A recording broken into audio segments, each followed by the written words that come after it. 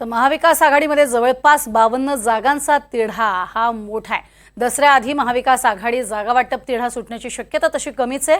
तिढा असणाऱ्या सुमारे 52 जागांबाबत अखेर दिल्ली दरबारीच चर्चा होण्याचीही शक्यता आहे। सूत्रांकडून मिळणारी ही महत्त्वाची माहिती आहे। विदर्भात जागांवरती अद्याप तिढा हा जास्त आहे, तसंच मुंबई पश्चिम महाराष्ट्रातल्या सुद्धा काही जागांचा तिढा कायम आहे। 2019 साली दुसऱ्या क्रमांकाची मतं घेणारे विधानसभा मतदारसंघावरती 3 पक्षांचे काही ठिकाणी दावे आहेत आणि त्यावरच वाद प्रतिवाद आहेत। तर सध्याचं बदललेलं चित्र पाहता दुसऱ्या क्रमांकाचे जे उमेदवार होते तिथे आम्हाला जागा मिळावी ही मागणी जोर धरते आणि त्यामुळेच हा तिढा अजूनही कायम आहे। त्यामुळे दसऱ्यापर्यंत तरी तिढा पूर्णपणे सुटेल अशी शक्यता कमी आहे।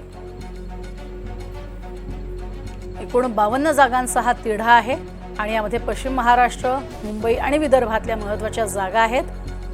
खास करून काँग्रेस आणि ठाकरे गट असा हा तिढा जास्त पाहायला मिळतोय।